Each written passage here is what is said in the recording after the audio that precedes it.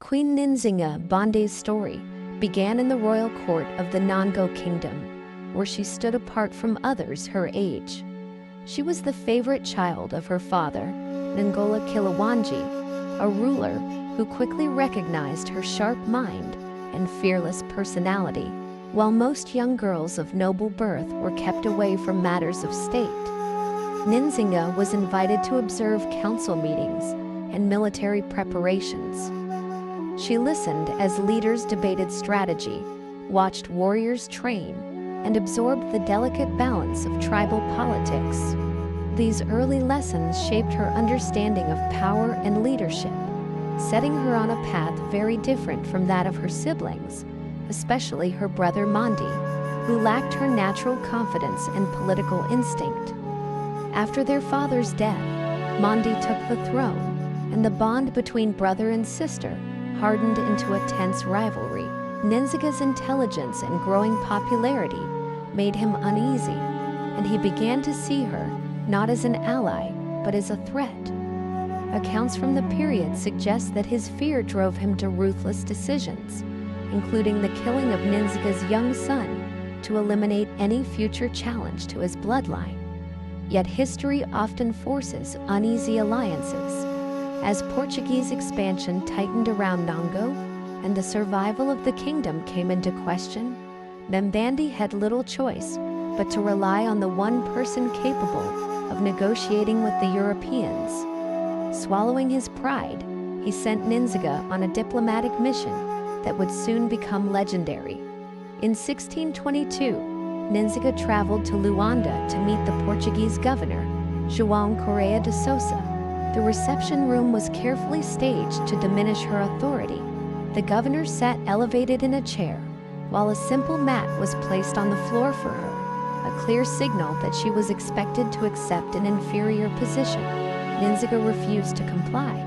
With calm precision, she ordered one of her attendants to kneel on all fours, forming a human seat. She sat upon the attendant, raising herself to eye level with the governor. The message was unmistakable. Nzinga would not bow. What might have seemed like a dramatic gesture was, in truth, a calculated declaration of sovereignty. From that moment forward, the Portuguese were compelled to treat her as an equal in negotiation. During her stay in Luanda, Nzinga made another strategic decision that revealed her political brilliance. She accepted baptism into Christianity, taking the name Dona Ana de Sousa, with the governor's wife serving as her godmother. Whether her conversion reflected genuine belief remains debated, but its political value was undeniable. By embracing the religion of the Portuguese, she undermined their claim that conquest was necessary to civilize non-Christians. Christianity became her diplomatic armor, allowing her to reposition the conflict as a dispute between Christian rulers rather than a justification for colonial domination. When her brother died in 1624, Nzinga moved quickly to secure the throne. The circumstances surrounding his death remain uncertain.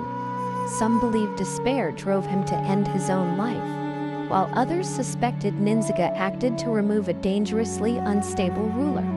Whatever the truth, she understood that hesitation would invite chaos. Rejecting the traditional title of queen, she declared herself Ngola, meaning king. It was a bold rejection of gender expectations and a deliberate assertion of military authority. Nzinga knew that her kingdom needed a leader who could command armies as confidently as she could command a court. Her reign soon became defined by adaptability and strategic foresight. When the Portuguese violated their agreements, Nzinga refused to remain vulnerable. She abandoned her capital and led her followers to conquer the neighboring kingdom of Matamba, transforming it into a stronghold of resistance. Matamba became more than a fortress.